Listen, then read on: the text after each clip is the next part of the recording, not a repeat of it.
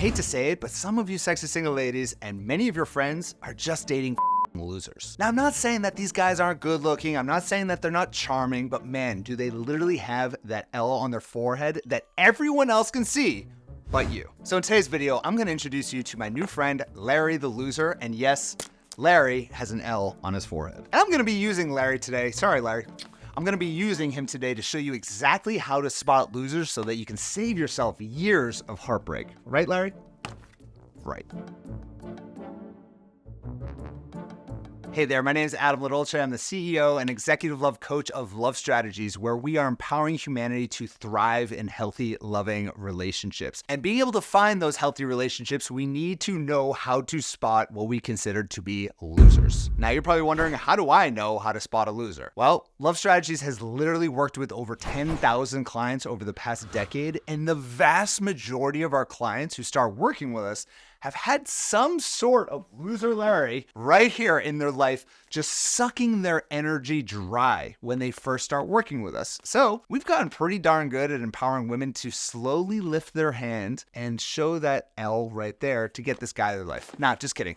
That would be mean. Just dump the dude, all right? So here's exactly what a loser looks like. The L is for lazy. Does he play video games all day, or is he the type of guy that gets his ass off of the couch and makes something of himself? Laziness is the death of a relationship, because if he's lazy in his life, he's going to be lazy in a relationship. I mean, I had a client the other day. She really liked this guy, and I remember she went out with him 5 times, but he would just never make plans. He wouldn't even leave his house at all during the week or even on the weekends. And all he wanted to do was just have her come over to just watch a movie. The thing is, she's super successful. I mean, she's a top executive. She's not the type of person who just sits at home and does nothing. So unfortunately, we had to mark him as a lazy loser, and she agreed. She said, next, moving on to the next. Now, the O in loser is that he obfuscates his true intentions. Now, if you're obfuscating, basically your communication is extremely unclear. And if his intentions are obfuscated, then his intentions are extremely unclear. We don't know what this guy wants. Now, I had a client the other day go out with a guy who literally on the first date, he said that he's ready to get married. Like, on the first date. And then by the following Saturday, I remember this, she told me about it, he sent her a text at 2 a.m. asking if he could come over. 2 a.m. And mind you, this guy is literally 60 years old. So he says that he wants to get married, which is already a huge red flag, really concerning on a first date, but then he wants to consummate before even having a second date. I call bullshit.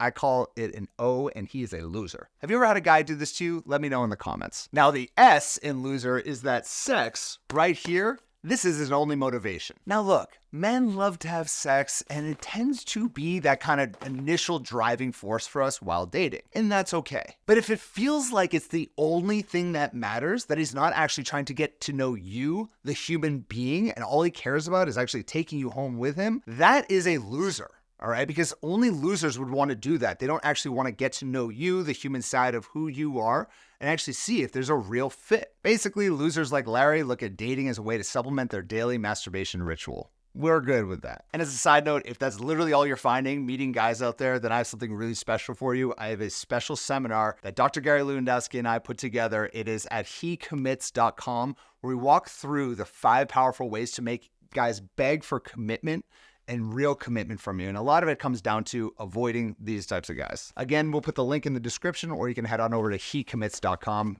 You're going to enjoy that one. Now, the E in loser is for emotionally fragile men. I hate to say it, but the theme of this year is how emotionally fragile people have gotten, men in particular. Now, I don't know if it's social media, video games, the loss of masculinity, but men just have somehow lost their ability to hold their emotional edge. And by the way, I'm very sympathetic to this on a societal level. I actually put a lot of thought into this and thinking through how it is that we here at Love Strategies can work on this challenge. But on a one-on-one individual level, especially for my female clients, like, we're not dealing with that. So if you're dealing with a guy who is an absolute emotional roller coaster, that is a guy that we're going to say next and move on, because we need emotional stability in a healthy relationship. And that takes us to the R, which is he is just rude to people. No, not having that. I mean, are you trying to open up to him about something vulnerable and he's just like texting on his phone the whole time? Or does he make a scene at the restaurant because he just can't get the best table in the house? Or does he like interrupt your friend's story just to talk about him? This dude is just rude. He has no social skills. He is a loser. I'm sorry, Larry. So I want to hear from you. Have you ever dated a loser like Larry, who is lazy, who obfuscates his intentions, who's overtly sexual, who's emotionally fragile, and he is just rude? Leave a comment right there below. Share your story with this community. Thank you so much for watching. I hope you enjoy this. I'll speak to you next week. Bye-bye.